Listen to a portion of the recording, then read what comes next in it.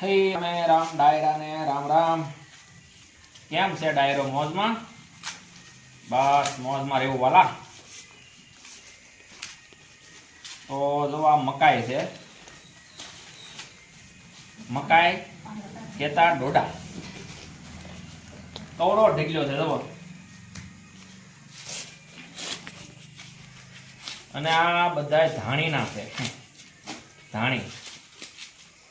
કેમ કે આપણી વાડીમાં ધાણીના ડોડા કાઢ્યા હતા, તો જેમ જેમ વાટતા ગયા એમ એમ પાકતા ગયા, ને જેમ જેમ પાકતા ગયા એમ એમ અહીંયા તોડીને ઢગલો કરતા ગયા, અને જેમ જેમ ઢગલો થયો એમ અત્યારે જો ફોલી ફોલીને બાંધતા જ આવી.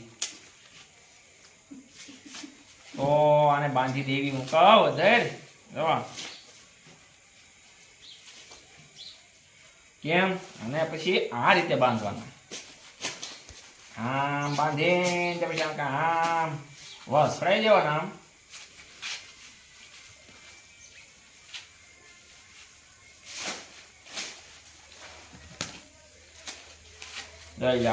આમ બાંધી દેવાના. પછી આ રીતે આમ ટીંગાડી દેવાના. ઉપર વાહડા હોય ને, વાહડા ના આમ ટીંગાડી દેવાના. તો આને કાંઈ થાય નહીં. ડોડા હારા રહે. નકર પાછા બાટી ગયા તો ધાણી ન ફૂટે. તો ડોડા તમે જો કેટલા છે ધાણીના. આટલી બધી ધાણી ફોડી હોય તો બધા ડોડાની ધાણી ફોડી હોય ક્યાં પોગે કયો લ્યો. એટલે આપણે આ બધાની એક હારે ધાણી ફોડવા નથી. જેમ જેમ ફૂટતા જાય ડોડા એમ એમ પાછું ફોડીને ધાણી ફોડતા જાવું. તમને કદાચ એમ થાય કે મારે ધાણી ખાવી છે તો પાછા લઈ જાય એવો ડોડા. હા, શ્રમમાં ન રહેતા.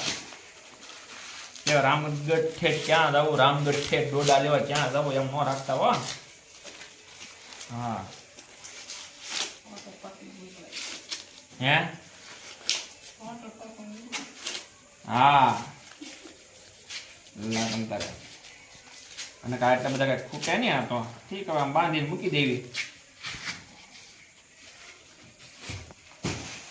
છે. તો સારા કેમ લાગે તમને? જોવો તો આમ કોમેન્ટમાં કહેજો આમ કેવડા ખાહે આમ ધાણી આમાં ફોડવી ત્યારે. જો અડધા સફેદ છે, અડધા લાલ ડોડા છે.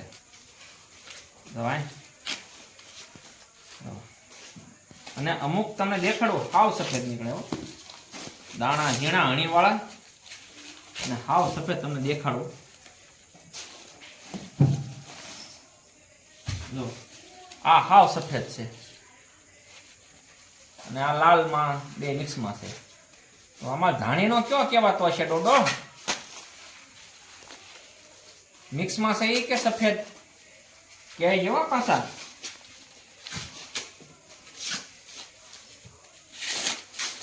તો તમે પાછા કેદી આવશો ધાણી ખાવા?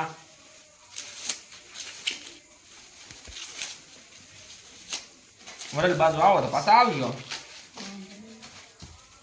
વરેલ બાજુ આવો તો પાછા આવજો, ભૂલતા નહીં.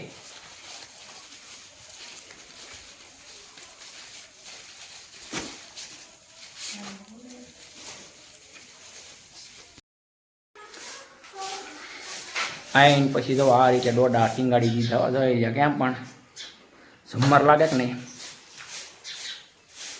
જોઈ લે આ રીતે રાખીએ ને તો લાંબો ટાઈમ હારા રહે અને ધાણી હારી ફૂટે.